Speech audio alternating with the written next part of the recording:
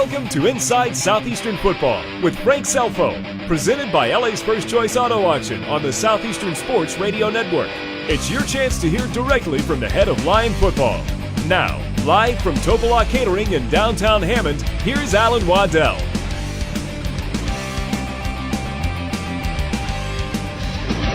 Saturday evening, our Southeastern Lions welcome in the Abilene Christian Wildcats in the Strawberry Stadium. It didn't go our way as Abilene used a balanced offensive attack to pick up their second win in a row and their first win in Hammond. With a loss, our Lions have dropped to 3-3 in the Southland Conference and will look to rebound this weekend as Southeastern travels to Sam Houston State, who is also coming off a tough loss at Lamar.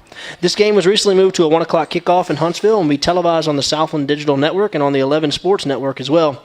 This past Saturday was also a Hall of Fame game as Southeastern. We want to congratulate former Lion tennis player Eva Valkaska and former football player and current Atlanta Falcon Robert Alford for joining the Hall. Good evening, Lion fans. I'm Alan Waddell, and I want to welcome you to Inside Southeastern Football with Frank Scelfo, presented by Louisiana First Choice Auto Auction, live from our home Topala right here in Hammond. Thank you so much for joining us wherever you may be tonight, whether on the Lions Radio Network or watching live on Facebook or even the archive on YouTube. We'll be with you until 8 o'clock, and over the next hour, we'll get Coach Scelfo's thoughts on the game against Abilene Christian and get a preview of this week's game against Sam Houston. But first, let's take a break. When we come back, I'll be joined by the head football coach of your Southeastern Lions, Frank Scelfo. Inside Southeastern Football with Frank Scelfo is presented by Louisiana First Choice Auto Auction and Topala on the Southeastern Sports Radio Network.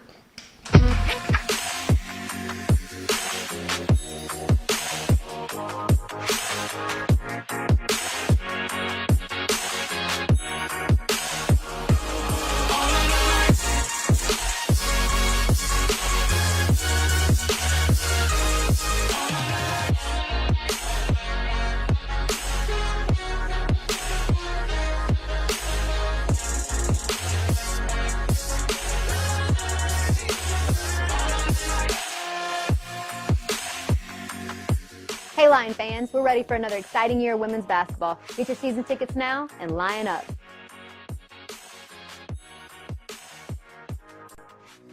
Thank you. Thank you. Thank you. Thank you. Thank you for providing the facilities to meet my health and nutritional needs in order for me to be the best student athlete I can be. For making game day experiences go from ordinary to extraordinary.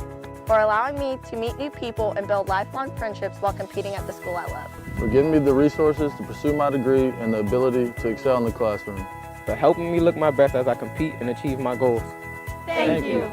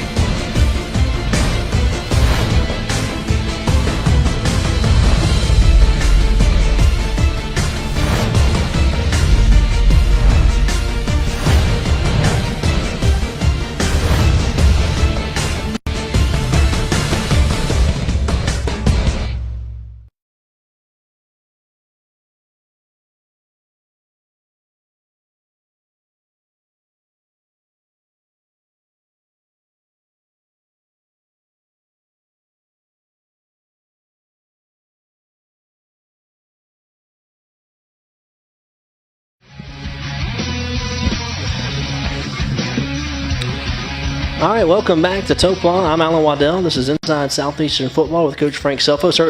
First of all, I want to thank Robbie Rhodes for filling in for me last week and doing a good job. I had a chance to go back and watch it, listen to you guys, Coach. So I want to thank Robbie for filling in for me last week. He really did a good job, Alan. Just so you know. I mean, I could hand it over. No, the people. No, I'm not saying that. I'm just saying the people here were really enthusiastic about it after he left. They said a lot of nice things about him. They say good things about you, but they really said a lot of nice things about Robbie.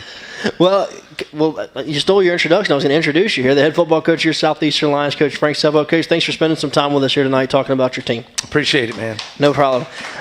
Coach, this past week, Saturday night, like I said in the open, just really didn't go our way. I mean, they came in here and they played a really good football game, and after the game, that's probably the most demonstrative we've seen you. I know you were frustrated after this one on Saturday night. Well, it was because it's different than the way we played all year long. Things hadn't gone our way this year in a lot of aspects, but for us not to play the way we had been playing all year long, especially defensively, that's what I was disappointed in. I just we've given up some plays before during the course of the season, but it's been a mental breakdown. It's been a guy that, maybe busted a coverage or we didn't fill a gap. This time we had guys in the right spot. I thought schematically we did a good job. We had people with an opportunity to make a play and put them in position to make a play, and we didn't make the plays. We had so many guys bound. Now, look, you got to give ACU credit. The quarterback did a nice job. I thought their receivers were, caught everything thrown to him. The running back did a super job. He's a good player. But we bounced off of so many guys, and it just wasn't us. It wasn't the way we played. We didn't play with the emotion and the physicality that we normally play with, that we've been playing all year long. So that's why probably I was more disappointed than anything else with the outcome or the way we arrived at that outcome. Because it wasn't indicative of how we practiced last week. We had a good week of practice, and just by the way we played, we moved on. But it sticks in you that you guys didn't play the way we know they're capable of playing. When I went back and looked at this game and rewatched it, and the thing that kept coming up for them was they were just efficient. It just seemed like when you can run the football and get 5 or 6 yards, it just opens up your playbook. Their quarterback, he was efficient in the game. Really didn't do anything special. They didn't take shots down the field, but they were able to run, really probably for the first time this year, where someone was that effective running the football at us in running situations. Yeah, and that's what I'm talking about. We had 36 missed tackles for 265 yards after we broke it down. Well, you can't. I mean, that's just not something that you can overcome. So we had guys. We had tackles for losses. We had sacks. We had opportunities, and we didn't take advantage of them. We had hands on guys, and we didn't wrap up. So we work on tackling every week. We work on turnover circuits every week. We do all those things, and we've been seeing a lot of good things happen because of it. It didn't happen this past Saturday. But going into the game, we talked about what Abilene Christian did offensively was converting third downs. They stayed on the field a lot. They do a good job of that. The time of possession was really important in their favor. And then on defense, they got you off the field in third downs, kind of got you out of sync by making you go third and long. And that's what they've done all year long, and it played out to them perfectly Saturday night. I thought this one was frustrating in the second half. We're going to talk more about this later, but every time we would score, could never get that score back where we could try to get it tighter in there. It just seemed like every time we would score, they would answer. Yeah, they answered, and it's a tribute to them. They did a good job. They're a good football team, and I think every week somebody said, well, now you're getting to the tough part of your schedule. I said, really? So let's just really take a hard look at this conference and what's happening week in and week out and what's happening in these programs. This conference is becoming balanced. This conference they got good teams all over the place. These guys are building their teams through, from the ground up and building a good foundation. So it's a challenge every week. I said it from the beginning. All these games are going to be close games, and we got to fight tooth and nail to get us a win. Well, we just saw, last week, Saturday was one of the more probably crazier games in the Southland Conference to just kind of pull that ahead a little bit. Lamar beat Sam Houston State, a big upset game there, and then Incarnate Word, which we saw a couple of weeks ago, they blew McNeese out. So yeah, but it's not. You think it's a big upset, or some other people might. We don't see it that way because we're watching film all the time saying, these guys are really good. These guys are really – this is a talented group. This is a good-looking team right here. So, as we're watching these guys play, we're seeing the effects of some of the things that have been taking place over the past few years. Coach, let's talk about some positives from the game. Certainly, I thought C.J. Turner had a big game, 11 catches in this one, 107 yards. We were more efficient offensively. We didn't turn the football over. We did late, but that was the last. I kind of don't even worry about that one. Yeah, it was 4th and 18. He had to throw it anyway, and just took a shot. But what's happening? CJ's starting to come into his own. He's starting to understand route running and coverages and things like that, and he's doing a much better job getting open. And then when he gets open, he's catching the football. So he's got a chance. He's got length. He's got speed. He does a good job with the ball in his hands. The last couple of games, he's played well for us. 28 rushes, 126 yards, 4.5 yards per carry. Ran the football pretty well in this one. And those numbers are a little skewed because there's some sack numbers in there that takes those yards down. But Darren Johnson, 8 carries, 68 yards. So we had ran the football again, back-to-back weeks better than we had all year. Yeah, we did. I thought our offensive line was more physical at the point of attack on the line of scrimmage. We had some double-team blocks that created some seams. I thought our backs did a good job running the football. DJ did, Devontae. Juice got a few carries in there. But for the most part, I think our offensive line, probably from a run game standpoint, one of the better games we played so far. Coach, you think teams are going to continue to just give us the ball at the 35, 40-yard line? I mean, it just when was the last time somebody kicked it deep on us?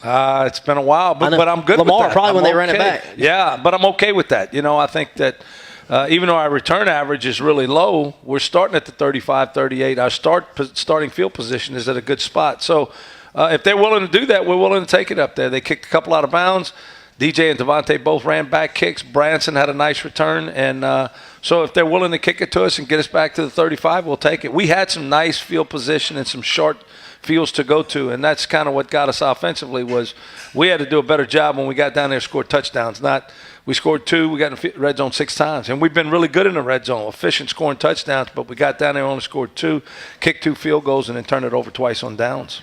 One thing about this season that's been a little strange, because again, nobody's kicking the football to Juwan. Juwan, one of the best returners in the nation. I mean, he's preseason All-American. He only has 9 returns on the year. Yeah, I mean, it's crazy. They're not going to kick it to him. They'd rather take the chances and give us good field position. But we got to capitalize on it. I think every phase of the team has to work in concert with the other. So when special teams gets us the ball at the 35, 38-yard line, we got to take it the distance and score touchdowns. Coach, you brought up defensively earlier, and certainly we've seen your defensive unit this year have some good performances. We saw against Northwestern where we really held that team who'd been scoring a lot of points down. Last few weeks, we've been giving up some points. What's changed? Has anything changed? Is it the opponent? What's the message to those guys? Yeah, I don't know how much has changed. I know 2 weeks ago we gave them 14 points offensively. Yeah. 2 weeks prior to that against UIW, we gave them 14 points offensively. Sometimes when you do those things on offense, it capitalizes and then it gets rolling from a momentum standpoint. I thought we were playing good in both of those games up until the time we turned it over. And then it kind of got our guys, it got the other team, with some momentum, and then our guys it was a shocking thing for them, so it fell back. I think you take out those 14 points in both of those games, maybe those games are different stories. I don't know. It's hard to look back and see all that stuff, but I know that when you analyze our football team, the first few drives, even the other night, we played well the first few drives the other night and did a good job defensively, but we just couldn't get anything going on offense. So that's why I say everything's got to work together. All our phases have to work together and capitalize off of each other. Yeah, this was really the first time, and I think this is one of the reasons that you were frustrated. And this is really the first time this year.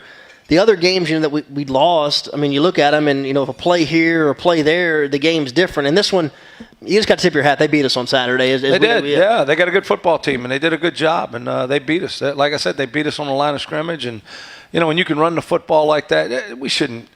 Look, they're a good team, but not 300 yards rushing against us. We're not that good. We had some guys that didn't play well, and, I wish they would have played better. I know they wish they would have too, but if we'd have tackled better and played with more intensity, I think could have been a different outcome. Nobody's around your team more than you and your staff. I know that every week you say, hey, we put that one behind us, we're to the next one. What's the confidence level of your club right now after Saturday night? Well, it's we met yesterday and practiced yesterday evening, had a team dinner last night, and we're back. I mean, we move forward. We're on to Sam Houston. We can't go back and look back at things. We got to learn and grow from what we do well and what we do poorly and continue to grow. We build off the things we did well, correct the things we didn't do so well, and then grow to the next game. So Sam Houston's a good football team. We moved past ACU, so we're on to Sam Houston. We got to work from there, and practice will give us a good indication how we're going to play this week, hopefully. Before we get to a break, I want to get you to comment quickly. It was Hall of Fame weekend. Robert Alford goes in. I mean, Robert's obviously a special guy to this program with the things he did here, and then what he's doing. He's playing. Probably just kicked off. I mean, they're playing right now, on Monday Night Football for the Giants. So I thought that video, I know you were in the locker room, but I don't know if you had a chance to see it. We got a chance to see it earlier, yeah. But that video, really thanking Southeastern, I thought that was a special moment. It is. Robert epitomizes what I want to do, take all the kids in this area and keep them home. And if we can do that, there's so many good players in this area that go off to other places. If we can keep them all home, just think, how good we could possibly be. And Robert epitomized that. He gives back to the university. He gives back to the program. He comes around in the off season. He was here all spring and summer. Had his first camp here this summer for the youth of Tangipahoa Parish. So, I mean, what a class act and a great representative of our university, Alan. No doubt. He was a Senior Bowl participant. Also, he was FCS Defensive Player of the Year nationally his senior year here at Southeastern. Certainly a fantastic line, and also had a pick six against Tom Brady. If you did not see that video, if you weren't in attendance on Saturday, I know the Sports Information Department, they're getting that thing up on social media, so you'll have a chance to see Robert's words to Southeastern. Let's go ahead and take a break. When we come back, we're going to have more right here on Inside Southeastern Football with Frank Scelfo, presented by Louisiana First Choice Auto Auction and Topla on the Southeastern Sports Radio Network. Domestic violence and sexual assault is an issue affecting college campuses all across the country. Every student has the right to pursue an education free from violence. As a coach and leader of young men and women, I know I play a pivotal role in creating the culture our students live in. Here at Southeastern, we are committed to changing the culture. Sexual violence and physical abuse are never okay. Lions just don't stand by. We act. I am pledging to do my part. I am. I am. I am. I am. I am the solution. And I will set the expectation.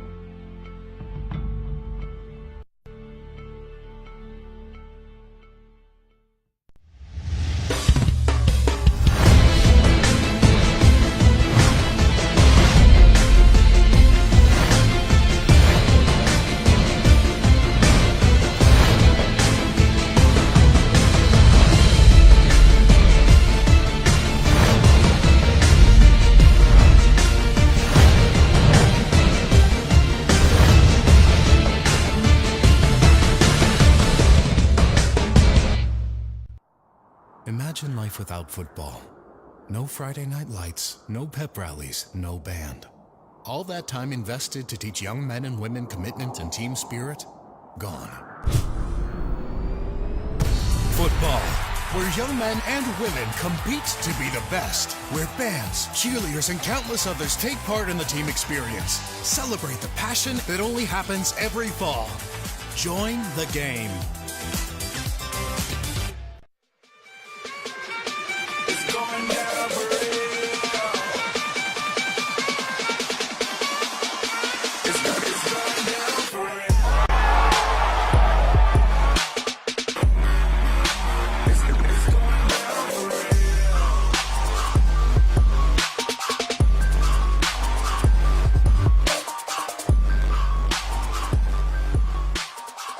Hey Lion fans, your defending Southland Conference champions return to the court very soon. We are very excited about this season. Get your season tickets now. It's going to be a great year. Line up.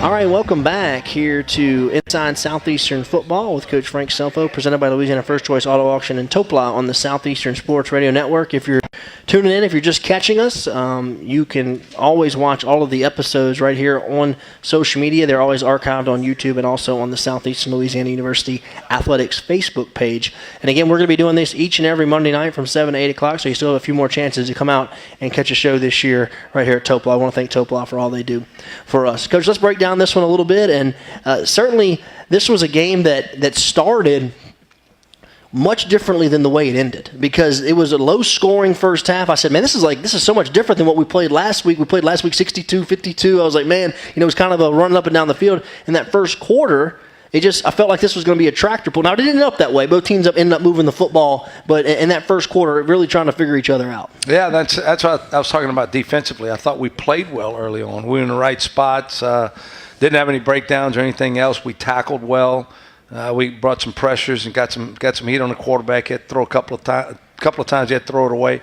So, I thought we were playing good defensively. I thought offensively we were trying to get on track. Chasen missed a couple of throws early. We didn't run the football as well. We had a couple of punts. So, it was going back and forth, which is okay. You play those games sometimes, So we were fine with that. I thought when you looked at the statistics at the end of the game, penalty numbers were down. They weren't as many as we had. We still had probably too many. I mean, of course, any coach is going to say one's too many. You know what I'm saying? But after saying that, I thought, especially in the first half, the ones we had were big ones. And one took the sack fumble is a play for me that really kind of changed the whole dynamic of the football game. If you get that and they're able to jump on top right there at the beginning of the game, it was a great play. Our coverage was great down the field. The quarterback really had to hold the football, and we were able to get him from behind. But they called us, I think it was a defensive holding they got us for on that penalty. Yeah, is that correct? Yeah, it was a defensive holding. Trace Panic came clean out the back door instead of taking a hit on the quarterback. Got the swipe, got the ball out. We recovered it. A lot of excitement on that one, But got the flag. Those things happen. They call what they see, whether we agree with it or not. It's always funny about officials. If they're against you, it's got to be a bad call. There's no way else. Right.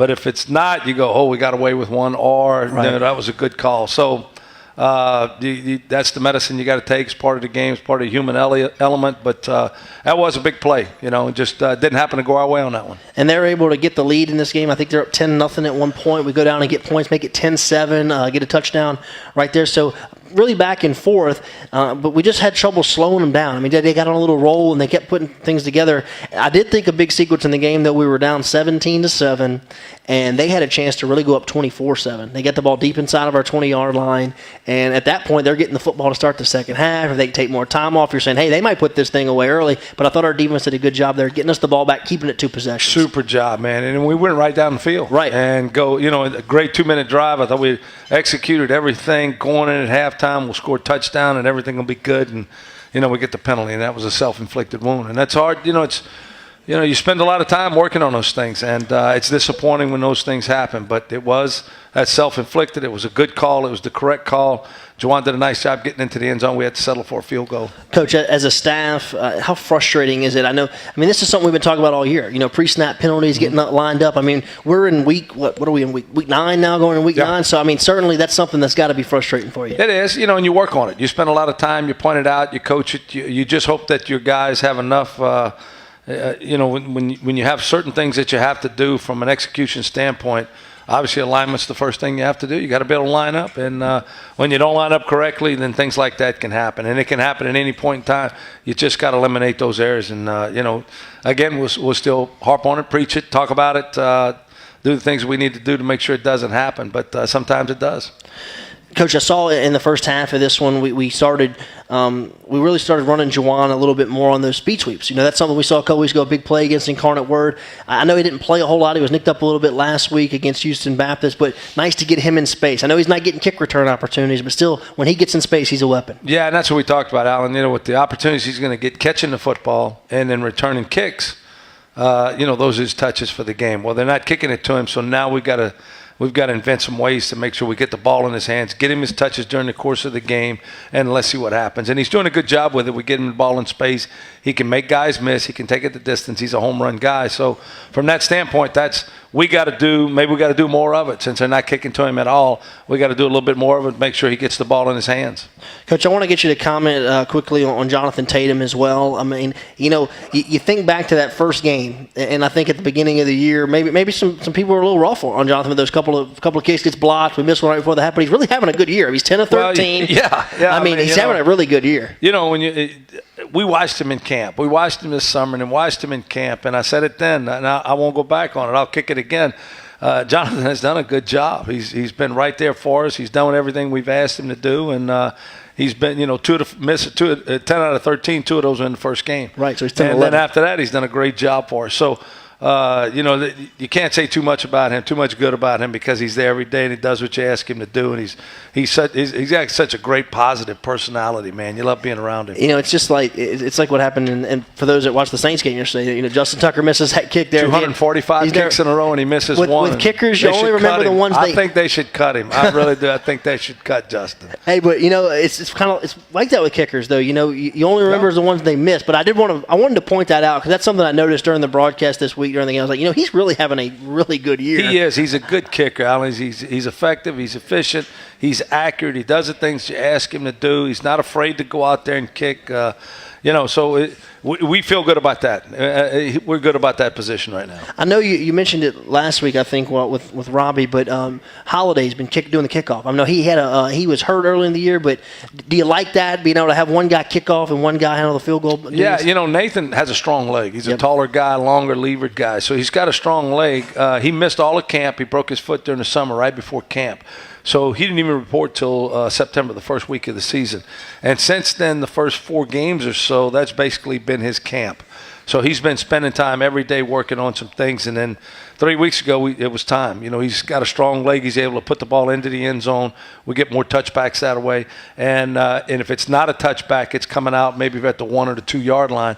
So they're returning it. And our coverage team is really good. I think our kickoff coverage team and punt coverage team are doing an outstanding job right now. And that's another point I wanted to bring up about this game before we get to a break. This was probably the first time this year where the wind was a major factor. I thought the wind was a big factor in this game. If you were kicking from left to right, you got 10 or 15 14 extra yards on that thing. Is that something that y'all looked at, or when to take the win, when not to take the win in the second half? Or? Yeah, we wanted the win in the second quarter, and then we wanted it in the fourth quarter, going back the other way. So you try to do that. At our stadium, if there's no win, we want the scoreboard in the second and the fourth quarter. So we're looking at it as we're driving down the field for the 2-minute situation. Yeah. So from those two deals, that's when we wanted. But the win was a factor. But you saw Nathan do a good job. One of them, a nice sky kick and got it to drop in there when he was kicking against the wind. With the wind, we got no return. So that was good. All right, let's take a break. We come back. We'll have more right here on Inside Southeastern Football with Frank Scelfo, presented by Louisiana First Choice Auto Auction and Topla on the Southeastern Sports Radio Network. Hey, Lion fans. I'm Frank Scelfo, the head football coach for your Southeastern Lions. It's important for us to excel on the field, but it's even more important for us to recognize our great community partners. That's why we have this exciting new promotion here at Big Frog with Southeastern Athletics. Come by our Big Frog location on Southwest Railroad Avenue for exclusive Frank Scelfo design shirt. That's right. When you wear your exclusive shirt to any Lions football game at Strawberry Stadium, be sure to stop by the concession stand to claim your free order of nachos for being a proud supporter of Southeastern Athletics and Big Frog. So hurry on down to Big Frog at our Hammond location and pick up your shirt today. Lion up and frog on!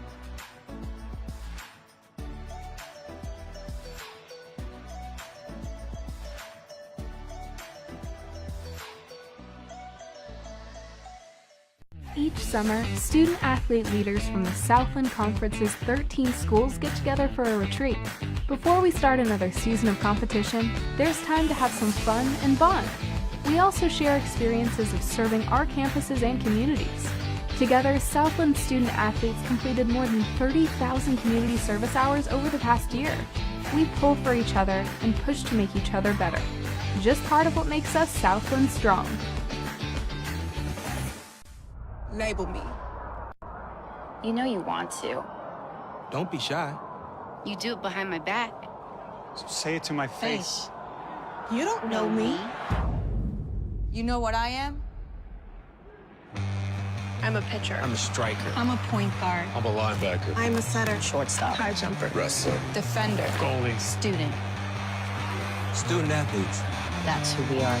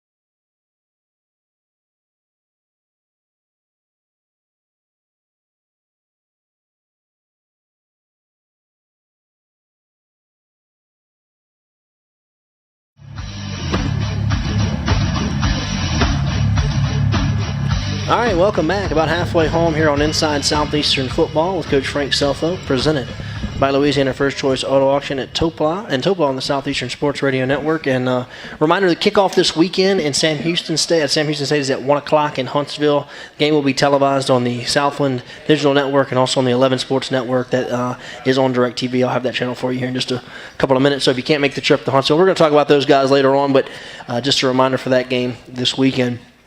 Coach, let's jump back to Abilene Christian, kind of wrap this one up as talk a little about the second half. And you go in the locker room down 20-10. You do a good job of staying in the game. I mean, again, they had a chance to stretch it out there on you, and then you come down and get points and make it 20-10.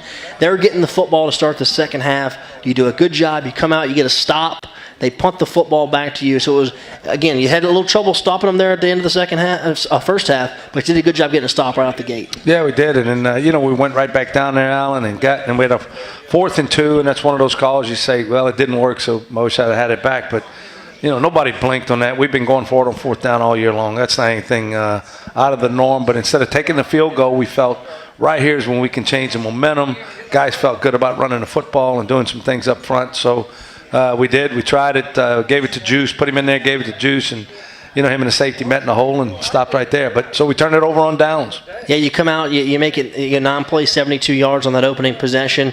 Was the decision have anything to do with kicking in that direction? A little bit, but not really. We felt good about Jonathan. I mean, it was close enough where he'd have been okay with it, but we just felt like, on third down, I said, Greg, we're in 4 down. Let's go ahead and go for it. And, so we took the shot on third down and then got it to 4th down and said, let's put juice in it. Let's go get them. Let's see who the big dog on the block is, and they got us on that one. So we turn the football over on downs, give the ball to them. They end up, it's a 2-possession game at that point. And from this point, it was really trading scores back and forth. And this is where their running game really got going. Their running back, that you mentioned earlier, Billy McCrary, transferred from Cal. He's a good back, and he really kind of took over the game in the second half. It was what really surprised me that didn't show up on film coming in. He played with great balance, and he did a nice job running with the football, but we never saw him take off on film like he did. And he took off. I mean, he took away some angles on us, and we couldn't catch him. He was elusive. Again, he broke a lot of tackles, but I think that had as much to do with us as him. But once he took off, man, it's hard to see how fast he was till some of the guys chasing him weren't catching him. Coach, one thing I thought that jumped out, though, was the fact that your offense kept answering. You kept coming back down the field and trying to get back in the game, and you did that. I know we had a big pass play to Branson Schwabel on that opening possession. So we did some good things offensively there in the second half. We did, but it goes back to getting in the red zone and not scoring touchdowns. And we got to score touchdowns when we get down there. And we even talked about, look, let's score, get the touchdown, and you saw we got within 2 scores, and we were going to onside kick it, and they called timeout, and we didn't get a chance to do it, so they loaded up their hands team on there, and then we went deep on top of that. But, we had a plan the whole time. We felt like we were in it. We're never going to give up. We're going to continue to play all the way till the end, and we felt like we had a chance there and just couldn't get it done. Coach, talk about I wanted to bring that up about the onside kick. Is there like a time? Is it just a feel? I mean, do you have some type of chart that you're looking at of like at a certain time in the game you're going to start onside kicking, or is it just really a feel of how the game's going there? Kind of how I feel the game's going. You look at the number of possessions you need to get back into the game as opposed to how much time's left on the clock. Well, we needed 2 possessions. So for us to get 2 possessions, if we kicked it deep, they were running the football well. They would continue to run the football, you feel like, because they wanted to burn the clock. So whether they got it at midfield and ran it and punted, we'd still get the ball back, or we kicked it deep down there and they ran it, we stopped, and they would punt the football, we'd get the ball back. Well, the opportunity for us to get the ball was to onside kick it at that time. So right when we started approaching the ball, when Jonathan was approaching the ball, is when the coach from ACU called the timeout. They realized, because they didn't have their hands team on there, we thought we'd catch them by surprise. They didn't have the hands team on there, and he called timeout and kind of caught us there. Well, Coach, kind of wrapping this one up, I know that, again, this was a second half that was frustrating because you felt like everything started the second half. Hey, we're going to get right back in this thing. We have a chance to win it.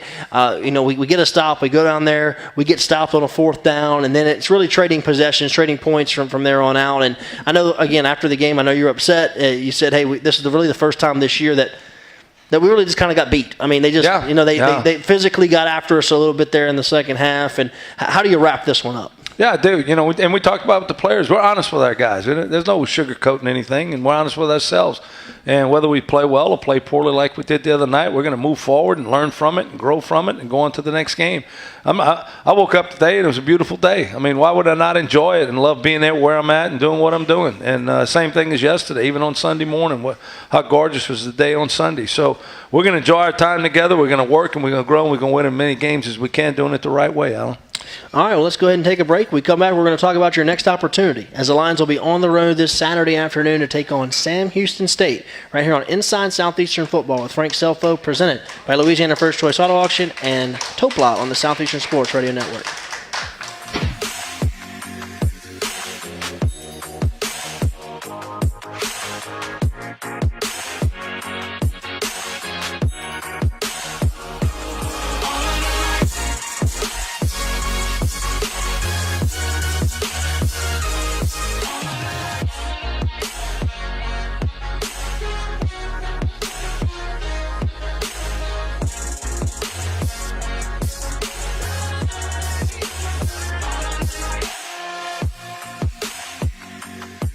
Hey Lion fans, we're ready for another exciting year of women's basketball. Get your season tickets now and line up.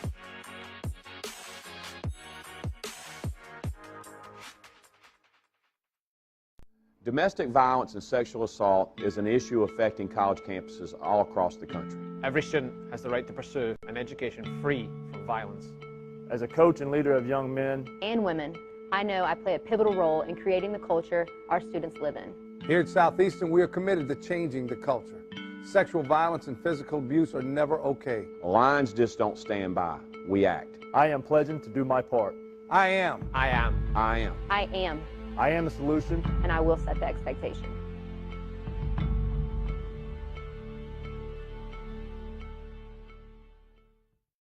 Across divisions, sports, championships, and schools for nearly 500,000 student athletes. College sports create lifelong opportunity, and that starts with education. We've raised the academic bar, so more are earning degrees, creating healthier campuses by working with the nation's brightest minds, and making sure more have the chance to succeed and are supported on their journey. But beyond the numbers, it's about opportunity, and we're working to provide it for every student athlete.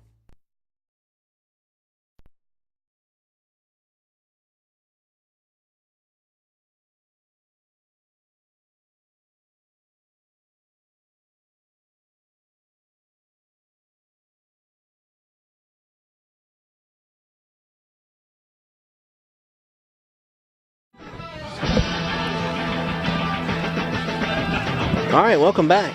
Over halfway home here on our program, as this is Inside Southeastern Football with Coach Frank Scelfo, presented by Louisiana First Choice Auto Auction and Topla on the Southeastern Sports Radio Network. I'm Alan Waddell. Thank you so much for joining us wherever you may be tonight.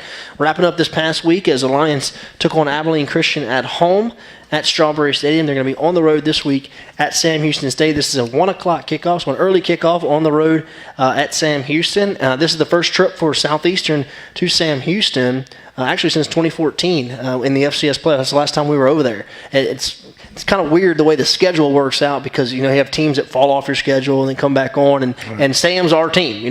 When they're on, Stephen F. Austin's off. So we'll play them this year, and then they'll fall off next year for 2 years, and Stephen F. Austin will come back on. But this is certainly, Coach, the program in the Southland Conference that's had the most success over the last 10 years. They've been into the national championship game. They've been in the semifinals. Coach Keeler does a really good job over there, and they've had Jeremiah Briscoe the last couple of years. He was the Walter Payton Award winner, which is the Heisman Trophy of the FCS football, but he is no longer there. This is a new-looking team, and they're coming off of a loss at Lamar last week where Lamar really got after these guys running the football. Yeah, they did. Lamar used a different quarterback, same one they used against us, but they were a little bit different style.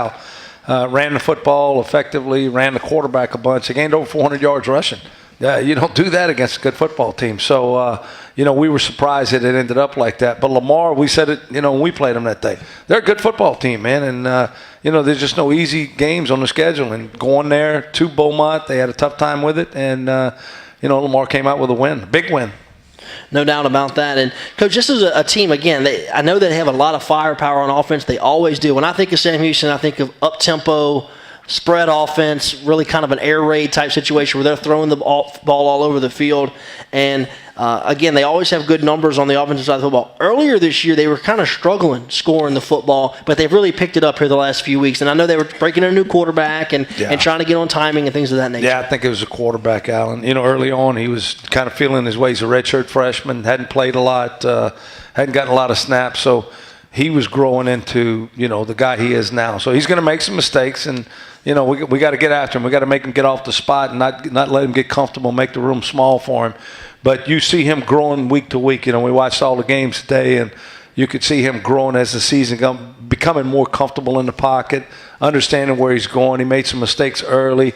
Some costing him, some of them didn't. But he had some incompletions that head scratchers. But I think he's played well the last 2-3 weeks, really. So you can see him growing. Coach, I know you're real high on their receiving core. They got a good group of receivers. Yeah, those guys are good. Yeah, Davis is the all-time leading receiver or touchdown leader in Southland Conference history. So he broke the record this year. Davis. But he's just dynamic with the ball. He's already got 10 touchdowns this year. Yeah. They go to him now. When he gets in the red zone, he's the guy they're going to. And his ability to stop and start and go up and go get a football is really unique.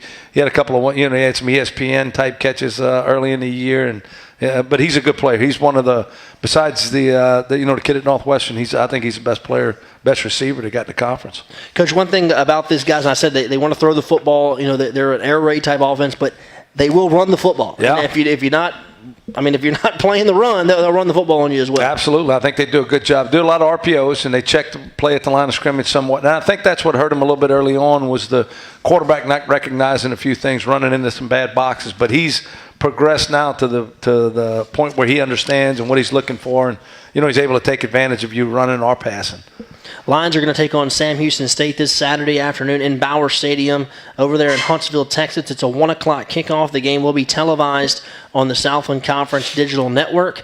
It's also on 11 Sports Network. That's channel 623 on DirecTV. So if you have DirecTV, you can watch this game. It's channel 623 on the 11 Sports Network. 1 o'clock kickoff against Sam Houston State. And Coach, let's talk about them defensively. What are they doing defensively for all the Lion fans out there that's been following this league for a while? PJ Hall has finally graduated. Thank goodness. He said he's been around there about 9 years. Yeah, he's playing for the Oakland Raiders. I think he blocked a field goal against us in the playoffs in 2014, and he was a good player and certainly caused havoc here a year ago. But one thing about these guys, where they are geographically, they always have good players, and they're always they're always athletic. And talk about what they're doing defensively. Yeah, they're a 4-2-5 team, which is I guess to explain a little bit better, they're very similar to Monroe. The way they scheme-wise, how they're going to line up. Now they're a big man-free team, which means they're going to be 6 in the box, and then they're going to match up all the receivers on the heads and have a single high safety. You're going to see that more than anything else, we feel like, because that's what they've been playing. That's the success that they've been having. So I think in the past they played a little more zone. This year they're going to more man. They feel more comfortable with their guys. 49 coming off the edge is he's an edge rusher. He'll get inside. They'll move him around and continually try to find a soft spot in the offensive line to go get the quarterback. He's a dynamic player, a lot of athleticism, plays physical. So, we got to always account for him. We got to chip him, maybe turn the protection to him. Jason's going to have to handle some of that to make sure we got time, because that guy, if he gets loose now, he can wreck some havoc in the backfield. Well, it seems like in the past, Sam Houston, when you looked at them, what they want to do defensively is they were always going to play really aggressive style defense, and they were just trying to get the ball back for their offense. Either going to cause a turnover, maybe give them a big play, but they were just going to try to outscore you. So they were just going to try to make as many plays defensively. I know you made a comment earlier this year, kind of the fight song defense. Somebody's fight song's going to be playing. That's right. And I know they always go after it a lot as well. And they do. I think they've backed off a little bit on the pressures. They're not as big a pressure team. Now I'm saying that now, and they're listening. They go, dial them up. Here we go. They're not as big a pressure team as they have been the last couple of years. And I don't know if it's because they feel good about their front four getting to the quarterback, but they're still playing a lot of man-free and safety over the top. And I know they feel good about the secondary guys from a coverage situation. Coach, what did Lamar do to be able to run the football on them as well as they did this past week? Yeah, and then Lamar tried it on us. It wasn't effective against us, but the quarterback got loose on multiple occasions to pick up big gains. And once they tried to stop the quarterback, their adjustment was, let me stop the quarterback. And then with that happen, they had a couple of breakdowns up front where the back scored it through. And when you play man coverage, once you get through the second level, the linebacker and stuff like that, there's nothing else back there but the free safety. So there's no safety help for the most part in the run game. So if you can get through the first 5-6 yards, you got a chance to break it and get a large chunk of yardage. So then that's kind of what happened the other day. It was Lamar's game plan was very similar to how they played us. We just played them different. I guess we were a little more effective tackling the guys that were, running it. Lamar rushed the football for 435 yards against Sam Houston this past week. And certainly, I know you're going to get the Bearcats' best shot. This is a program that if you follow the Southland Conference, it seems like they're in the playoffs every year. And right now they're 4-3. So their backs are kind of against the wall if they're going to get in the playoffs. So I'm sure you're going to get their best shot on Saturday afternoon. Sure. That's what we want. They're going to get our best shot. Right. We're going to go in there too. We're not backing in there. Right. We're going to go in there and do the things we got to do to win the football game. And I want us to play well. I want us to play physical. And at the end of the day, I want to win the game. So, I hope we'll get their best shot. But get ready. They're going to get our best shot too. All right, Lions are going to take on Sam Houston State this Saturday afternoon. Again, 1 o'clock kickoff.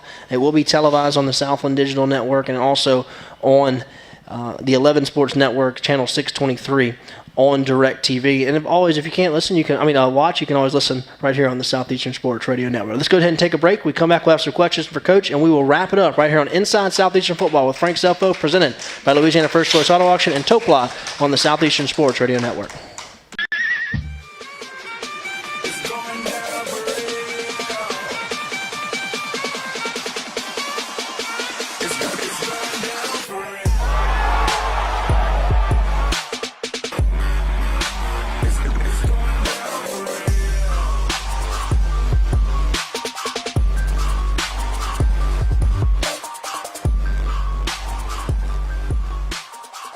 Hey Lion fans, your defending Southland Conference champions return to the court very soon. We are very excited about this season. Get your season tickets now. It's going to be a great year. Line up. Each summer, student-athlete leaders from the Southland Conference's 13 schools get together for a retreat. Before we start another season of competition, there's time to have some fun and bond. We also share experiences of serving our campuses and communities. Together, Southland student-athletes completed more than 30,000 community service hours over the past year. We pull for each other and push to make each other better. Just part of what makes us Southland strong. Label me. You know you want to. Don't be shy. You do it behind my back. So say it to my face. You don't know me. You know what I am? I'm a pitcher. I'm a striker. I'm a point guard. I'm a linebacker. I'm a setter. Shortstop. High jumper. Wrestler. Defender. Goalie. Student.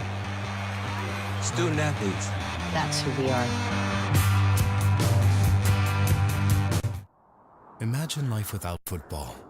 No Friday night lights, no pep rallies, no band. All that time invested to teach young men and women commitment and team spirit, gone. Football, where young men and women compete to be the best, where bands, cheerleaders, and countless others take part in the team experience. Celebrate the passion that only happens every fall. Join the game.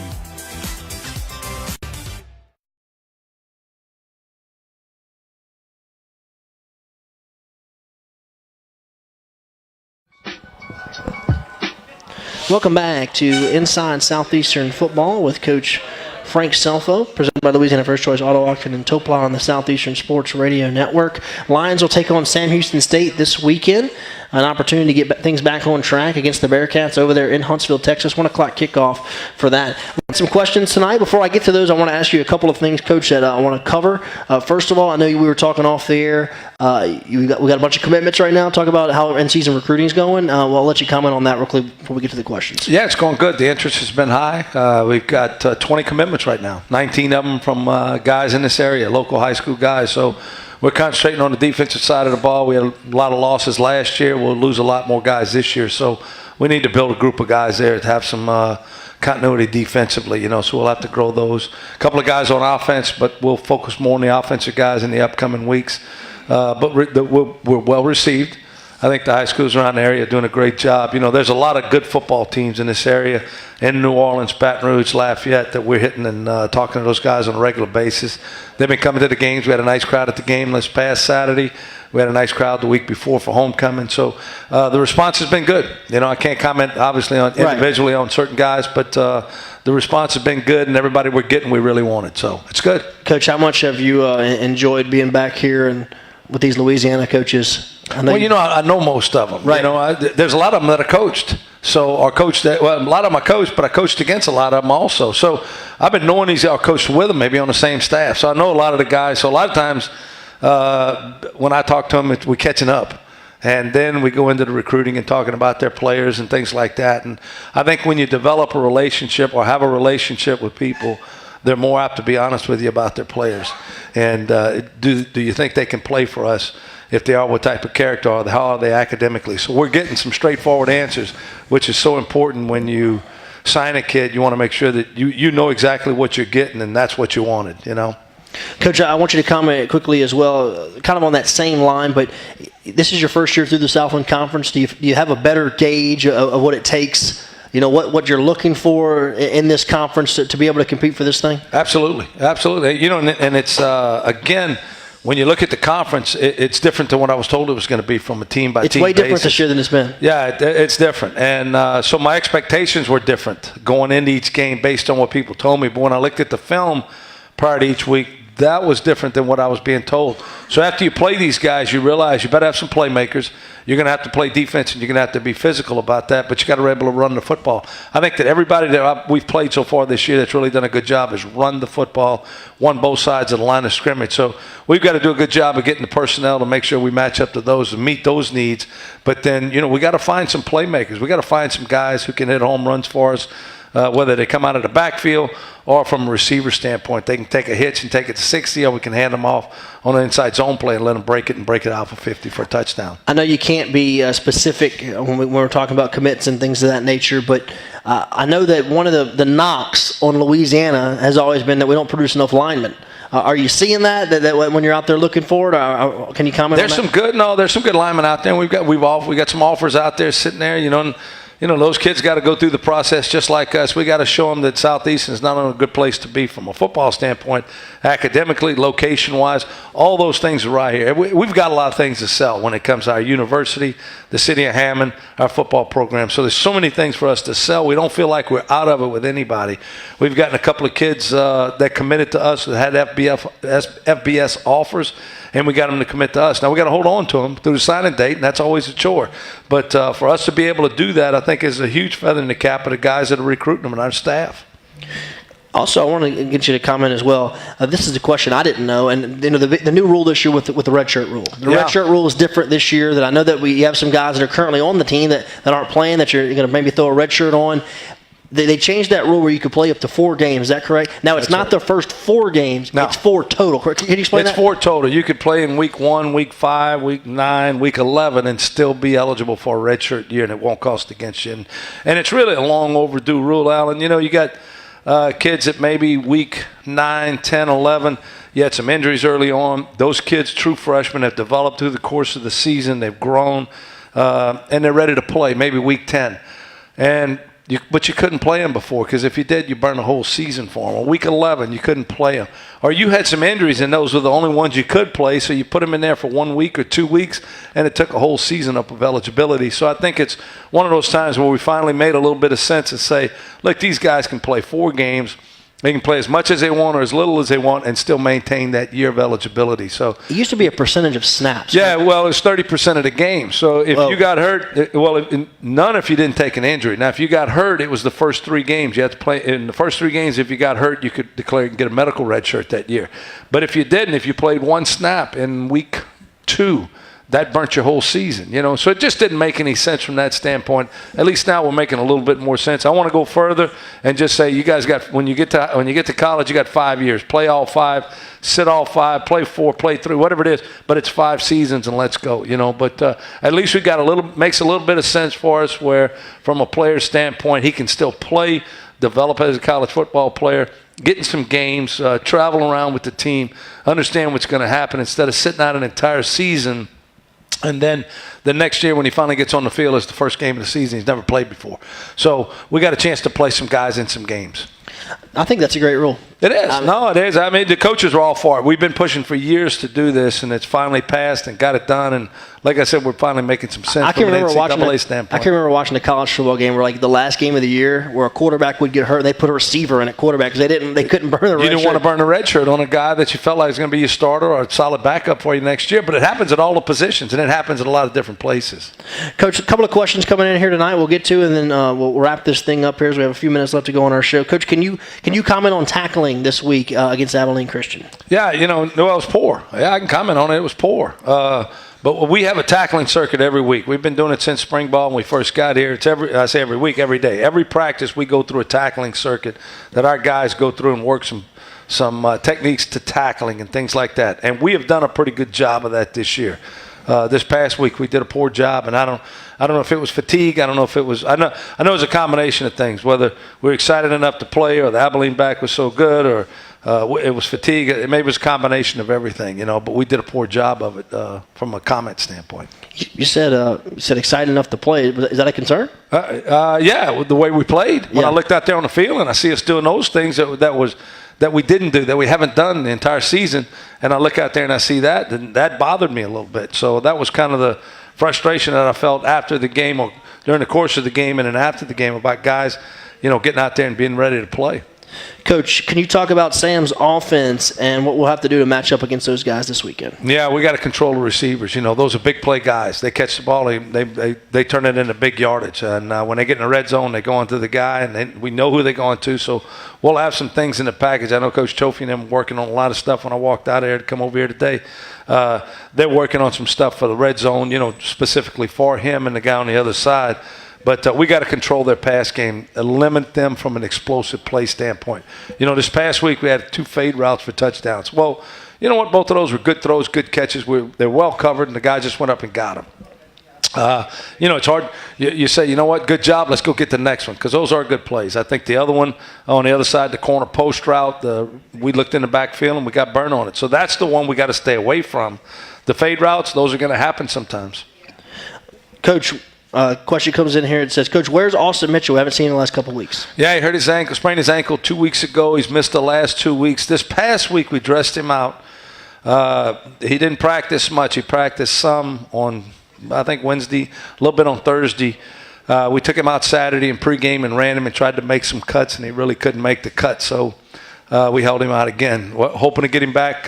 You know, it'll probably be a game-time decision this week, but we'll see what he can do in practice during the course of the week. We'll limit what he does to see if he's available for us on Saturday. Austin certainly had kind of a tough year. He got poked in the eye. Yeah, an LSU game. Yeah, and missed the next week against Central Ark, and then, you know, it came back and he got back and had a big game. And then, who was that against? Northwestern, I guess? Yeah. And then right after that gets hurt again and misses the last 2. So, you know, he's a young guy. He's missed some games, but we got to get him back for the stretch right here down the run. Coach, talk about Chasen real quick before we get out of here. I thought he protected the football better this week, and certainly third in the nation in passing. Can you talk about his development? He did. You know, I think you go back to, we were talking earlier about Sam Houston's quarterback. Chasen's in the same boat. Didn't play much as a freshman, sophomore out there at Fresno, and then as a junior started the first 3 or 4 games, and then was, you know, shelved for the rest of the season. And that's how he ended up here. So there's been some growing pains with him, but he did a much better job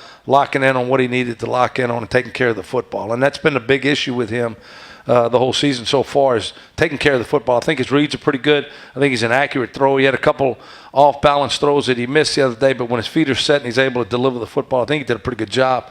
So his leadership has really grown too, Alan. You know, getting guys prepared, getting guys lined up, getting us in the right play. He does a lot of audibles at the line of scrimmage. We put a lot on his plate, and I think we're going to start putting some more because we're starting to see some growth there. Certainly, he's third in the nation in FCS football. Coach, this Southland Conference this year, it's different than any of the years I've been associated with it, and the fact it's probably more parity. I don't think there's a great team, but I don't think there's a bad team either. I think everybody's kind of just the same, and whoever plays well on Saturday, they're going to win. If you don't play well, you're going to lose. I know that right now we're 3-3. Certainly, you wish you could have won them all. I mean, you set out to win them all. Your players set out to win them all. It hasn't happened at that point. You're 3-3. You have 3 opportunities left here to finish this thing strong. Talk about your final thoughts tonight as we get ready for this Sam Houston game on Saturday. Yeah, the conference there's a lot of parity, Alan. You see it week in and week out. And when you go to somebody's place, you can't turn the football over. You got to take care of it. You got to do the things that you need to do to put yourself in position to win in the end. There's going to be a lot of one-possession games, and you're seeing it each week. I thought last week there were some blowouts that nobody expected that to happen. I don't care who you are. But when you followed this conference, you never saw those things coming. They're here. They're coming. This is the reality of what's going on. That's the norm right now. And we got to be prepared each and every week. We're going to expect to win the last 3 games too, so just so you know. And it starts this week at Sam Houston. But our preparation this week is critical. We talk about it all the time. Practice is everything. So we want to prepare just like we want to play on Saturday.